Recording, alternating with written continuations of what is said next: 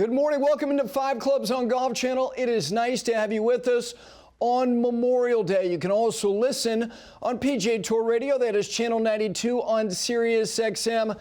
I'm Gary Williams. This program is always brought to you by Century Insurance, right by you. They do all the good things in the game of golf. Their relationship with the USGA, with the First Tee, they invest in all the great things. Golf Pride, when it comes to grips, there is no grip company in the world trusted more than Golf Pride, from the best players in the world down to all of us. And then, of course, Peter Millar, everything I wear and have worn for 15 years, because they have refined performance, luxury, and style better than anybody for the past 2 decades. And then finally, the cradle of American golf, Pinehurst. When it comes to making trips and planning what you can do on and off the golf course, nobody has more assets and more to offer than Pinehurst does, including those new cottages at Pinehurst number 8 and that brand new clubhouse and restaurant that's opening soon at Pinehurst number 10. And let me start with respect to Memorial Day. To all the men and women present and formerly who serve this country, the debt of gratitude that we have for what you've done in making the ultimate sacrifice for our safety, security, and freedom here and around the world. Thank you is never enough, but begins there. So on this Memorial Day, if it's golf that might be included in your day, I hope you will take a moment to reflect on all those men and women through the generations that have made that ultimate sacrifice. This is what today is all about on Memorial Day. Over the next hour, I'm going to be joined by Brendan Porath, the head of content from Fried Egg. It's not so much about the results of this past week on the PGA Tour. It's more about the business of the PGA Tour, because as we head toward the month of June, June is really at the end of this week. Where are they headed, and where is the business of the PGA Tour headed? Because we expect some news coming sooner than later as it pertains to some very important things as far as their business, including who's going to be their new CEO and what will that job entail. And there was an article written by Eamon Lynch, who's actually going to be on this program next week, and I'll have details on that before we're done today, about how they have not spent one dime of the more than $1.5 billion that SSG, this strategic sports group that is invested in the now for-profit arm of the PGA Tour. So Brendan's going to join me. And it's a major week. This is the oldest major championship on the women's side of the professional game, the U.S. Women's Open. Beth Nichols, who covers the sport expertly, is going to be joining me from the state of Wisconsin, because it is at Erin Hills this year. So she will be with me as well. We will begin, though, with the Charles Schwab Challenge at Colonial Country Club. And here is the final leaderboard. Ben Griffin, young man from Chapel Hill, North Carolina, wins his first individual title, but it is actually his second win of the season, because he got a team title with Andrew Novak. Matty Schmid, of course, he holed his third shot on the last hole to suddenly make the 4-footer that Ben Griffin had, that he thought was just going to be I don't know, and it just brush it in, it doesn't matter, I can miss it. All of a sudden he needed to make it. It was an odd final round, but Matty Schmid does, even though he obviously wanted to win, he makes a quantum leap in the FedEx Cup standings. The story of Bud Colley, more on him in a moment. Third alone, Tommy Fleetwood ties for fourth with, yes, that guy who insists on doing what he does every week, living in the top 5, Scotty Scheffler, the #1 player in the world. Aldrich Puttgeider, who had missed 7 of 8 cuts after a tie for second in Mexico. He jumps up, has a very good final round, birdies the last hole, finishes in a tie for 6 with Harry Hall. Ryo Hisatsune, also in a tie for 6, J.J. Spawn. What a year he is having. The guy who got to the playoff in the Players' Championship, and there is Bob McIntyre, also at 7 under par. He's in a tie for 6. Let's go back to the top.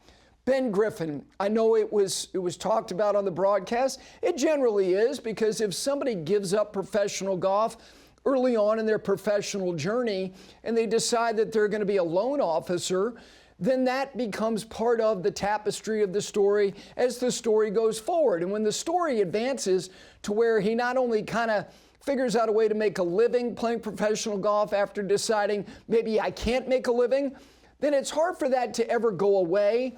It might eventually. I thought Jim Nantz said something very funny at the end about interest rates, like his interest in Ben Griffin is probably going up. That's the only time that maybe interest rates going up makes you smile. Ben Griffin was somebody who was the junior club champion at the club my parents were members at. I mentioned this when he won that team title with Andrew Novak, Chapel Hill Country Club, and he was somebody who, born, raised there, played college golf at the University of North Carolina. My dad always made sure that there was a cooler. My parents lived on the 5th green at Chapel Hill Country Club, where little Benny Griffin used to walk through carrying his own bag, trying to get better in the game of golf. And my dad had plenty of adult beverages in that cooler, but he also had soft drinks. So there's a reasonable chance that Ben Griffin, and I hope he took the real thing, the fully octane Coca-Cola, because there's nothing quite like it. The caffeine and sugar that you were injected with, it probably lasts about 2.5 holes, and then you nosedive. But when you're 9 or 10 years old, you never do, because you just want to play hole after hole after hole. And Ben Griffin became a very good player, so much so that he played at a very high level and was an All-American. But he experienced what a lot of people do eventually in their professional journeys, whatever that vocation is. Mortality sets in. And for him, it set in pretty early, because after he got Korn Ferry Tour status, he couldn't make a cut. And he said, you know what? I'm going to go ahead and pull the plug on this early and just decide that I'm going in a different direction.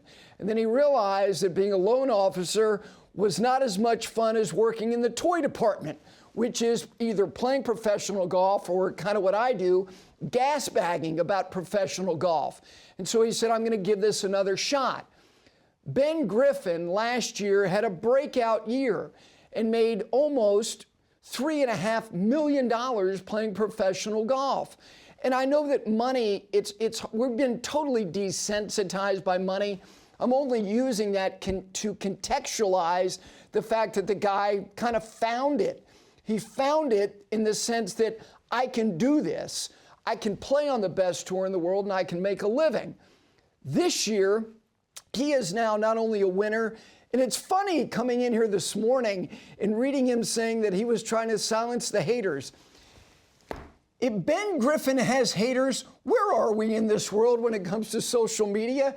I thought he was joking, but apparently there were some people carping at him that maybe he couldn't finish, and because he had won a team title and that didn't count. Hey man, it counted for Rory, it can count for Ben Griffin. So I guess he did silence the haters, and if you're a Ben Griffin hater, take inventory on your life and let's all try to move in a more positive direction.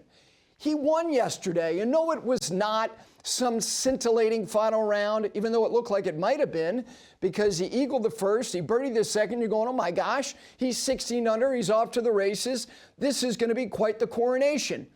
He didn't make another one, but he still won, because how you win doesn't matter nearly as much as the fact that he did win.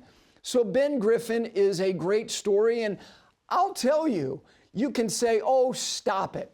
He's 13th in the Ryder Cup standings. And if you look at the back half of the United States roster, at the beginning of the year, if you said, okay, there's Novak, and there's Bud Colley, and there's Ben Griffin, we would have gone, will you please stop?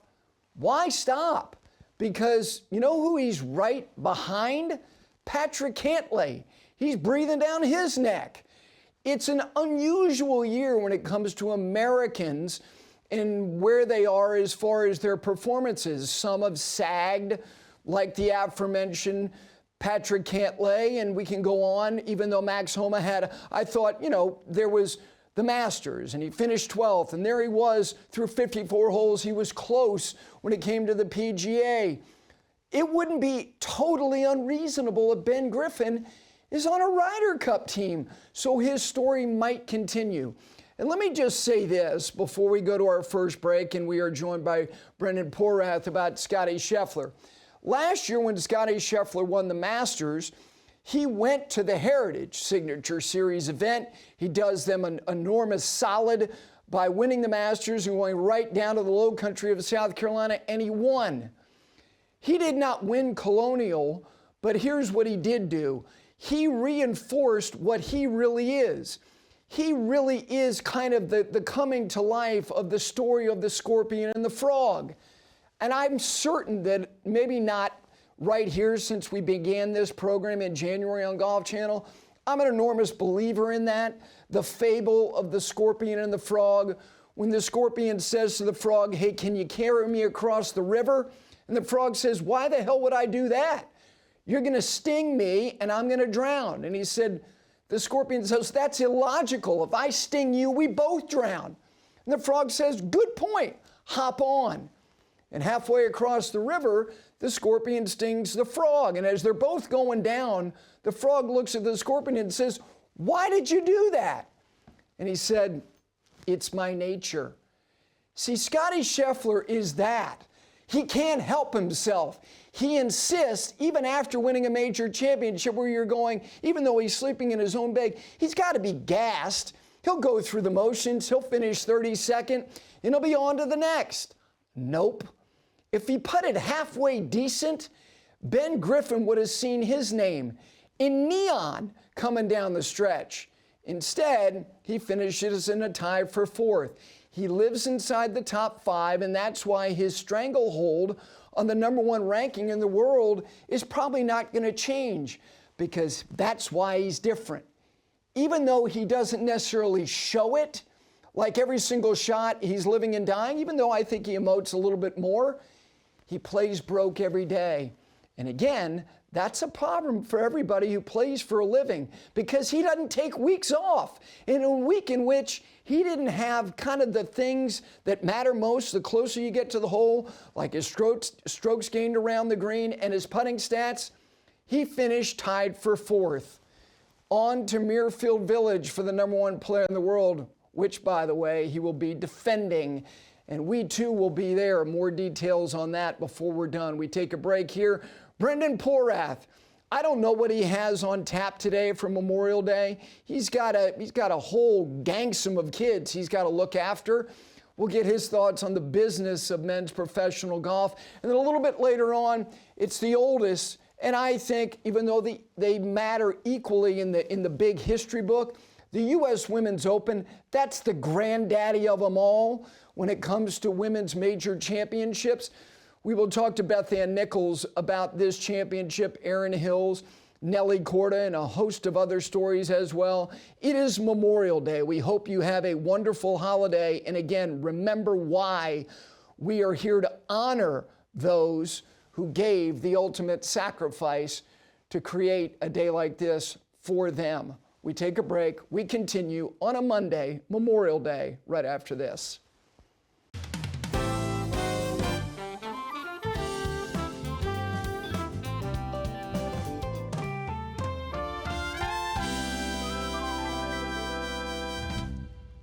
Welcome back in on this Monday, Memorial Day. This is 5 Clubs right here on Golf Channel. You can also listen on SiriusXM's Channel 92, that is PGA Tour Radio. This segment is brought to you by Golf Pride when it comes to grips.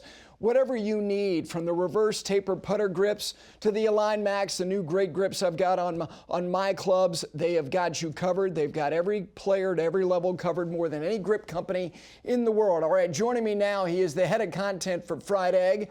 He just took in the senior PGA with his children, and he's trying to explain to them the background of all these players as they continue to say, but where's Rory and where's Scotty? Well, that's why he is who he is, the dad of the year in the game of golf. He is Brendan Porath. Good morning. How are you, my friend? I'm great, Gary. Thank you for that kind introduction. There's a giant bounce house about like 5 feet outside this window here. We're fired up and ready for a full Memorial Day. Thank you for having me.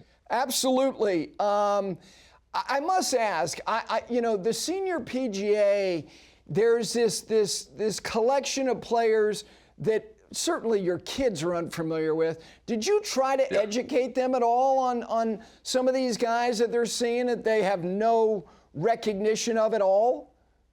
Yeah, absolutely. We walked up on Saturday and there was Jose Maria Olazábal, right? This kind of icon for me growing up, about the age they were that when he really came on the scene at the Masters. And, that name may not register, but 2 Masters wins does for them. And so I said, hey, he won the Masters twice.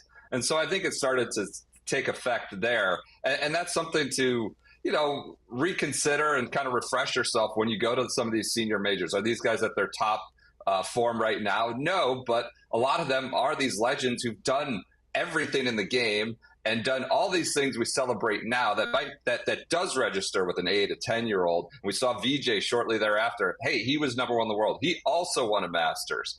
So that did start to take effect, and it was a beautiful day, and you could get up close with all these guys who have won these great tournaments. So yeah, we had fun with the kids. That's awesome. All right, I wanted to focus with you on more the business side of the PGA Tour than results, even though I do want to ask you something about Scottie Scheffler before we're done. Here we are. We're on the doorstep of June, and we're anticipating at some point the PGA Tour is going to announce whoever the new CEO is.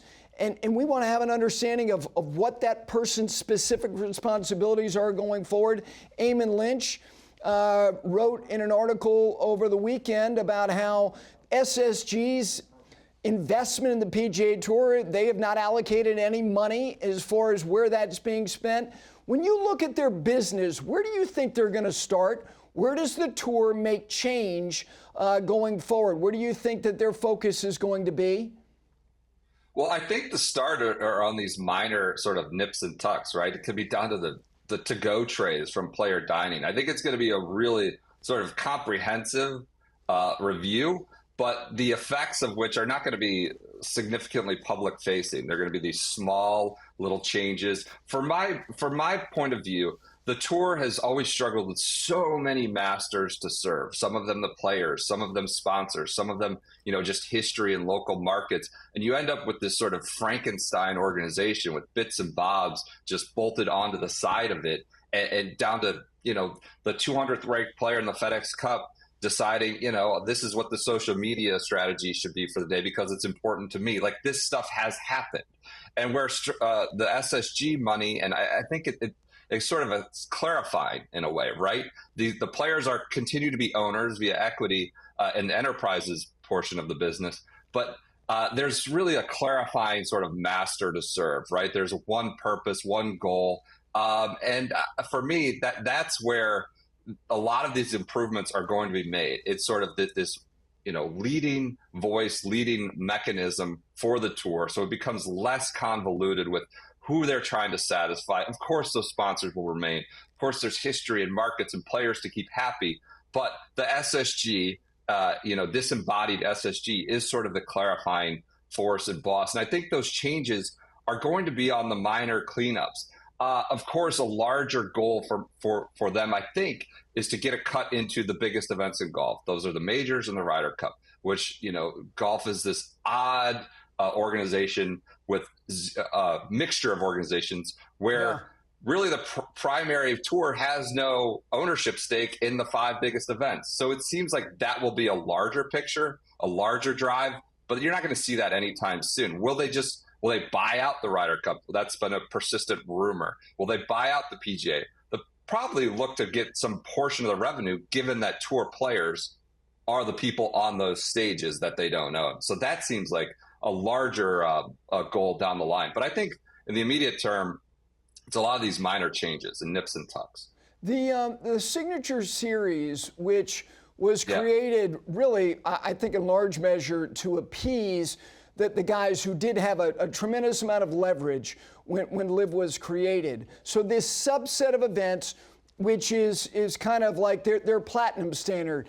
And in the immediacy of creating it, it was like, okay, we need to mandate that these guys are here, and then if they have a doctor's note, then we'll give them an out for one, and then they can get their own free pass. Now they can choose to go to however many they want. And in the case of Rory McIlroy, he's not going to be there this week. And let me just say, this is not a criticism of him. It's just what has happened based on scheduling. By the way, he did them an enormous favor by adding Houston. He satisfies going back to Zurich. So in the offset of not being at a couple of Signature Series events, he really, really raises the profile of New Orleans and Houston by going to those events. What do you think SSG will do in the long term as it comes to making sure that the best players, one, can be insulated to whatever degree that you want to, but also ensure that you're going to get them for 6, 7, 8 times a year together in all likelihood, year in and year out? How do they do that? I mean, it's going to be an uphill battle because you're talking about Rory McIlroy, who will miss his third signature event of the year. And he was sort of a leading voice of like, hey, let's suck it up. This is for the better of the product, which we're owners, which it's to the benefit of all of us. And so it's kind of a year-to-year proposition, right? Based on where you are, how you're feeling, what your schedule is. It's hard to mandate these players show up. And I don't fault Rory. As you said, he has given the tour a big boost at some quote-unquote non-signature events. And there are indications he might play Canada as well. So it's not like he's completely abandoned the tour. It's a massive uphill battle to make these players show up at all the same places. I think what we have right now is working quite well. I think, could the fields be a little larger? Could there be more cuts? Yes, but I think these are minor improvements that a lot of people holler about with a loud voice on social media and elsewhere, gas bags like me, like you said at the Open. I think there's small issues with an outsized sort of outcry about it. So you could have slight increase in field, maybe some cuts, but it's working extremely well. There are gate pathways in. Right, we've seen it. Jacob Bridgman, we've seen Eric Cole. These players come onto the scene in signature events. But in terms of getting the best players to always show up, you hope it's 7, you hope it's 8. Again, they don't control the 4 majors. Are we back to a sort of a WGC scenario where it's only 4 or 5 and a lot of those guys are there purely out of money? I don't think it's going to get that dramatic, but I think with places like Pebble Beach, Memorial Bay Hill, those are going to continue to persist. Like, all right, this is a massive week. For so long, it was just when's Tiger playing? And it's those 12, 13 events that sort of, it was, signature without the nomenclature. But I think those are going to continue to persist. And if you have a Rory that's not there, but he's there the next time, that's about as good as you're going to do. And I think it has been a massive success for the tour. So why would you try to overhaul anything in any significant way, even if you're the SSG? So if you're SSG and you're looking at the guys on LIV and the ones who have real value, and there were suggestions that maybe they were so close that maybe a couple of LIV guys, who knows, could have actually played in the Players Championship. I've talked to some people who cover other sports, and they've always felt that the PGA Tour, and I've tried to explain, look, they have this language in their bylaws, and you need exemptions to play other tours, and they're like, that's antiquated. If you are going to have a for-profit arm, these guys are going to look at that and go, I don't care what that says. That doesn't exist anymore. What's best for us making money going forward? And with that, I ask you, do you think it's plausible that even though you can have this language that currently exists when it comes to needing exemptions and outs and releases to play other tours, that LIV players might be given that platform as early as 26, even though they are still members of the, quote, rival tour?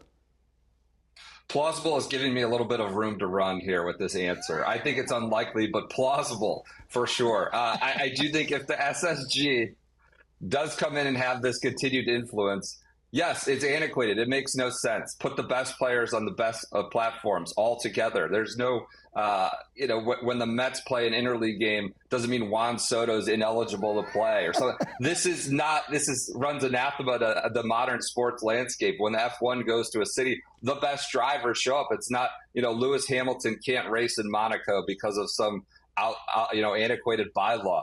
Yeah, I think it's certainly plausible. Does it make sense? Yes.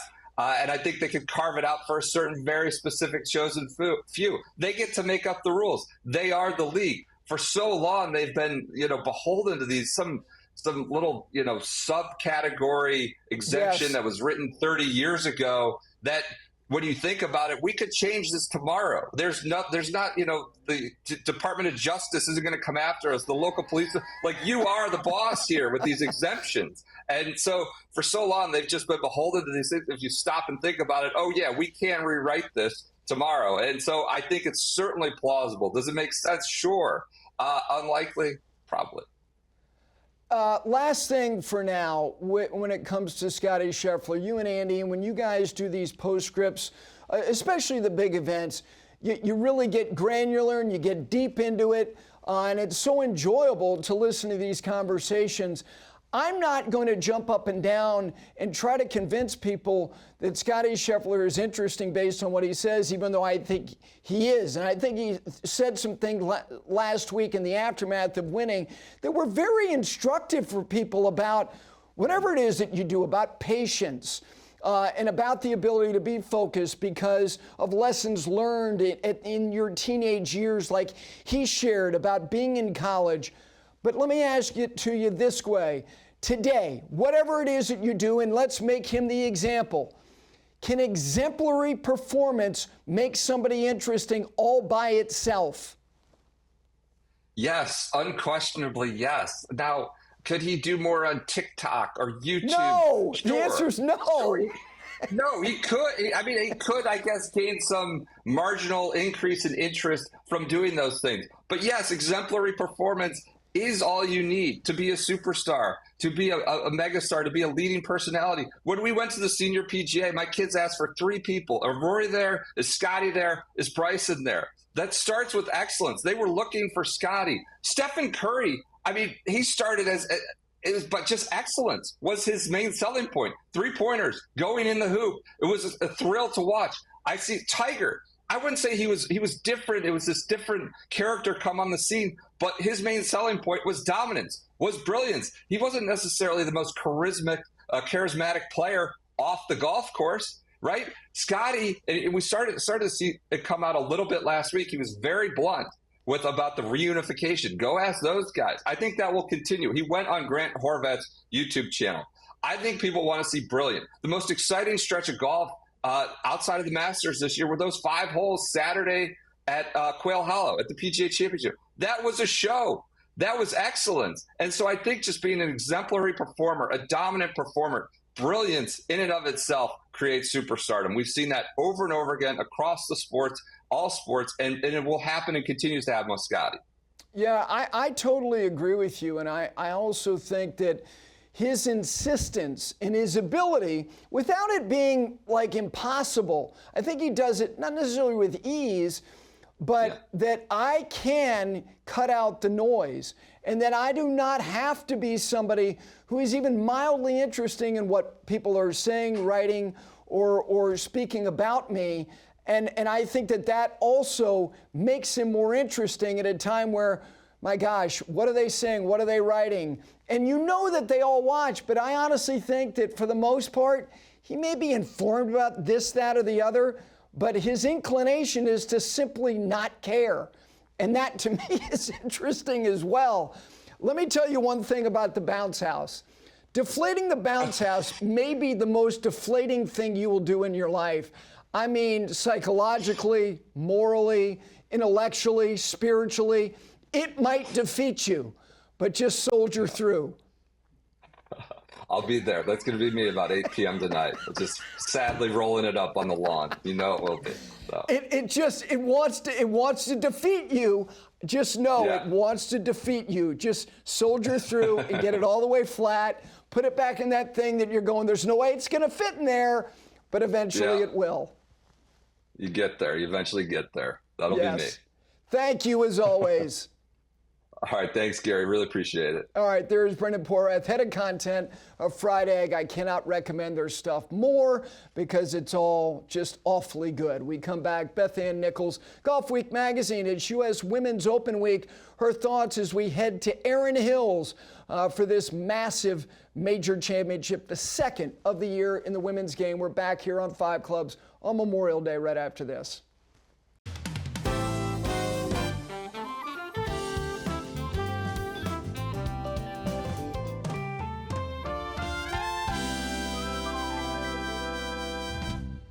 Back in on 5 Clubs here on this Memorial Day. Golf Channel, also on PGA Tour Radio. That's Channel 92 on Sirius XM. This segment brought to you by Peter Millar. When it comes to refining performance, luxury, and style, they've been doing it for more than 2 decades. It is the summertime.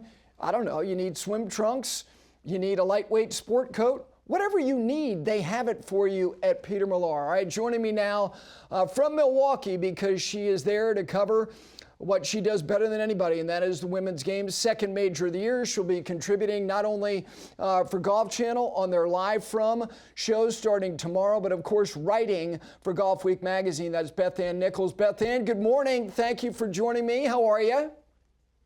Good morning. I'm well, thank you.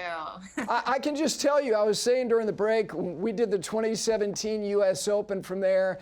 You lose an hour, you're doing Live From. Just know that by the end of the week, you will have no idea what day or time it is. Just embrace it all.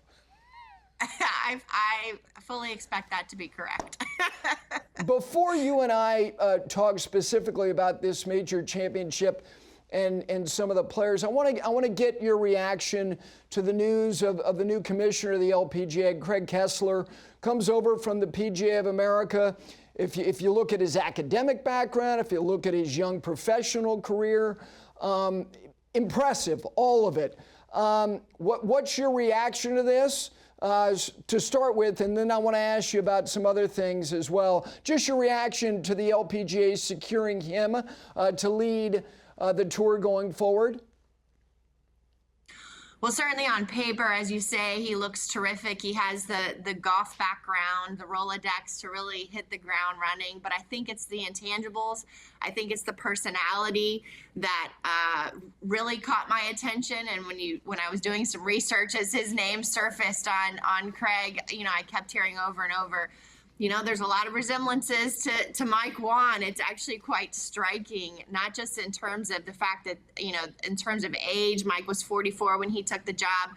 Craig turns 40 this week, father of 3 young boys, but personality, dynamic, high energy, visionary. These are the words that you hear over and over when people are describing Craig Kessler. And I think that's exactly what the LPGA needs at this time, someone who can communicate a clear message. Yeah, I was doing a couple interviews yesterday on the radio side, and I'm not trying to compare him directly, but you're right in terms of the things that he had done formally, the age, the energy, the communication skills. There is a one element that certainly, and that's never a bad thing when you're talking about somebody who is a real game changer.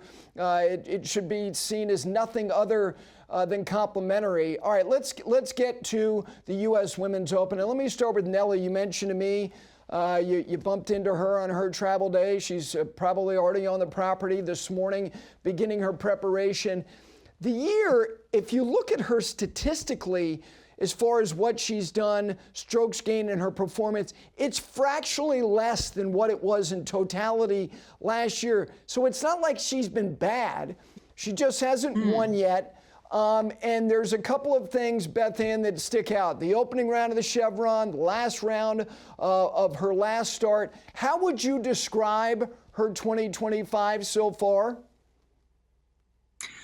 Close. As you say, she's so close to the winner's circle. And I think when you look at that first major, I think it's important to realize that the U.S. Women's Open stands apart in that you have control entirely over your schedule as far as Mother Nature will allow. There's no pro-am here. Nelly Korda didn't play in the 2 weeks leading up to this event. She's refreshed. She arrives on Sunday. She comes in today. She has her traditional 7 a.m. practice round. She, according to the tee sheet, it looks like she plans to see all 18 holes today. She can come into this championship feeling as prepared if, rain is scheduled on Wednesday, as the elements will allow. And when you look back at Chevron, I really think when you look at that opening round, which was so shocking, the fact that she came in from LA on Monday, she wasn't able to tee it up. She went to the Champions Dinner. She was only able to play, 9 holes on Tuesday and 9 holes on Wednesday, and really just, seemed out of sorts because it didn't go as planned for her, and she didn't get the prep that she felt like she needed going into the opening round. And so I think, that's not going to be a question this week. Not that she used it as an excuse, but just, hey, if I could have done something different. And so I think, this will set up well for her. It's a big golf course. It's a ball strikers golf course. And I think, she's due, right? She is, and I'm not saying that she feels in her mind like she owes this championship something, But when you go back to last year and you consider the flyer that she was on and how jolting it was that in the opening round, literally on, I believe, her third hole, which was the 12th hole, correct me if I'm wrong, at Lancaster Country Club, it was the unraveling. And I'm not saying the season unraveled because she had a chance to win the last major of the year, and that was unusual in and of itself at the old course. But that moment, to me, jolted a lot of people. Do you think that that had a long-term effect on her in some way? I think it was like she sprinted into a wall. I think that's how it felt to her, because that beginning of that season was magnificent, you know, and I think it sent shockwaves, you know, across the field. But I know that she was immensely proud of how she battled back, how she came so close to making the cut, and she carried that with her. But to watch her sit on the range with her instructor Jamie Mulligan and just kind of what just happened, you know, and then she had a similar, you know, instance at the KPMG Women's PGA on Friday at Sahalee that, you know, brought her to tears. It was so shocking. You know, you know, I hate to say it, but, you know, these are the things that when she keeps saying over and over, these are the moments that you grow from, that you learn the most from. And I think she's right about that. And the way she came back at the end of the year and won again, especially after an injury at the Annika, you know, it really said a lot about, you know, what she's made of and how competitive she is. Last thing on her, she was the person I wanted to be the first guest when we launched this program in January, and she was. And she's made choices. She's made choices to participate in the Sports Illustrated swimsuit issues. She went to the Met Gala. Those are huge benefits to the sport that she is the centerpiece of. And so you would say if she's making those choices, she has total comfort in the role that she has. Do you think she has total comfort being the leading face and personality of women's professional golf? I think it's getting closer. You know, she's shy at heart. Yes. Like that's who she is, right? She doesn't want to be the center of attention or anything other than her golf, really. And I think, you know, these moments have been building blocks for her. And I think she's trying to figure out how to do it her way, because it's extremely important to her that she stays true to who she is. And I respect that about her. At the same time, I think it's important for her to always have the bigger picture of the LPGA in the back of her mind. And I hope that the new commissioner, Craig Kessler, is able to establish a really good rapport with her so that if he needs something, meaning if the tour needs something, that he can pick up the phone and call Nelly Korda, not anyone else in her camp, but Nelly Korda, and say, hey, you know, I really need you to do this for us. Do you think you could? And he's not going to do that all the time by any stretch of the imagination, but I think that's really important for the LPGA to have a star that when they really, really need something will say yes. And I think, you know, this is all part of the learning process for her. And I also think the LPGA owes it to her to create an environment in which she can excel. And a lot of that comes down to the schedule as well. So Beth Ann, last year, similarly to the men's game, it was the Scotty freight train as we headed to the month of June. He would win the Memorial, which is this week, heading to the U.S. Open. Nelly was a freight train heading to the U.S. Women's Open. This year, there's been a lot of balance. So when you look to try to handicap this championship, which I think is very, very hard to do, I don't care what the year is, where would you start? Well, I think, you know, you're not going to go too far down the Rolex rankings at world number 2, Gino Titicun, who has yet to win a major championship title and is the epitome of consistency. You know, her game top to bottom is so complete. And as I said earlier, this is a ball striker's golf course. It's a big golf course. It's a second shot golf course. And you won't find anyone who's better on the LPGA than Gino. You know, also we look at at other major champions, Ronnie Yen, a beautiful ball striker. I think it's hard to look past Yuka Sasso, a two-time U.S. Women's Open champion who's tailor-made for this type of golf course. But I also think, the rookies. When we started the year, there were 5 rookies in the top 50 of the Rolex rankings. We just saw a third rookie win over the weekend. We haven't seen rookies have this kind of start since, for the past 10 years to have had 3 rookies win at this point in the season. So, I wouldn't be surprised to see a first-timer win this week either. Last thing, I had Lydia Ko on last week, and the dream year of last year and what it all meant, the third medal, and it's the gold, and winning at the Old Course. And she talked about the weightiness of that achievement, and by virtue of the things that she did, the automatic entry into the LPGA Hall of Fame. Her U.S. Women's Open record, it's fine. I mean, she's got 2 top 5s, she's got a 3rd, she's got a 5th. How would you assess her at Erin Hills? I think Lydia comes in without a lot of pressure, right? Yeah. Obviously, winning the career Grand Slam is at the top of the charts for her right now. It's really the only thing left. And winning this one, you feel like, even though the LPGA says, you only have to win 4 of the 5 in order to have the career Grand Slam, it really does feel like in your heart of hearts, this is one you really need to really say your career Grand Slam. So I think for Lydia, as the week goes on, if she finds herself in contention, she will definitely feel that. But I think that's actually a really good thing for her, that going into this week, I really think the focus is more on Nelly and less on Lydia. And I think that will suit her. She battled an injury early week at the Chevron, has kind of been flying a little under the radar, and I'm excited to see what she can do this week. It would take everything. This is maybe not a golf course that suits Lydia to a T, but you also have to have a beautiful short game around here, and goodness knows that's Lydia Ko. No doubt. For the best coverage this week of the U.S. Women's Open, Beth Nichols' work at Golfweek, and of course she'll be contributing all week on Live From on Golf Channel. Thank you for starting your week with us. Your commute, I promise you, it won't seem as long as it is. Actually, it probably will seem longer. I can't say that with a straight face. I've done it. Have a great week. Thank you. Thank you, Gary. All right, there is Beth Nichols. Like I said, her work is exemplary, covering the women's game for Golfweek, and of course, a big part, her voice on Golf Channel on Live From. We take a break, we come back.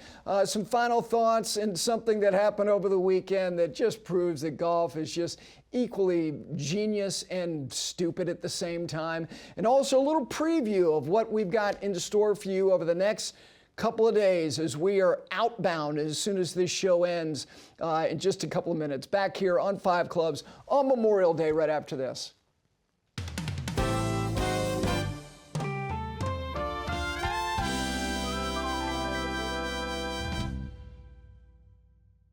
Couple minutes to go here on this Monday. It is Memorial Day. We honor all of those who've made the ultimate sacrifice for all of us through the decades. Whether it be formerly, presently, or into the future. To all of you, our greatest debt of gratitude and thanks will never be enough. And this segment brought to you by Pinehurst, the cradle of American golf. There are a lot of great stories as we get to the month of June, and we are headed to Memorial. More on that in just a moment. But I mentioned before the break about this game being really kind of genius and stupid simultaneously. Sam Flood is the executive producer and president of production for NBC Sports. He loves golf, plays it when he can, and going into the weekend, he'd never made a hole-in-one. And it's Monday, it's Memorial Day, and Sam has now made 2, because on Saturday, on 6 West, at Ridgewood Country Club, a great little punched-up 150-yard par 3. He made his first one. And then the following day, on 5 Center, a downhill par 3, measuring in the neighborhood of 200 yards, he made his second. He went from none to 2 just like that, because that's what golf does. And I texted him and I said, congratulations, that's preposterous. And he said, I bought some Powerball tickets on the way home. When you're on a heater, you don't walk away from the heater. So if he does win Powerball and retires, you'll know why, because that's the way the world goes.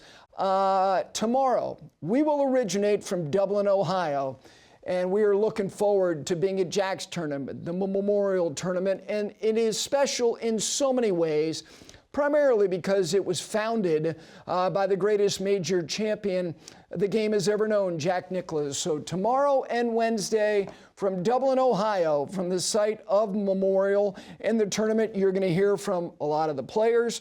You're going to hear from members of the Captains Club, because some of the greats of all time who support this event every single year come back because they have an annual honoree. And you know who it is this year? Barbara Nicholas, rightfully so. And you will hear from Barbara and Jack. They will join me on Wednesday for an extended conversation. So we are on the road to Dublin, Ohio. So for all of us here from 5 Clubs, enjoy your Memorial Day. We'll see you from Ohio tomorrow morning.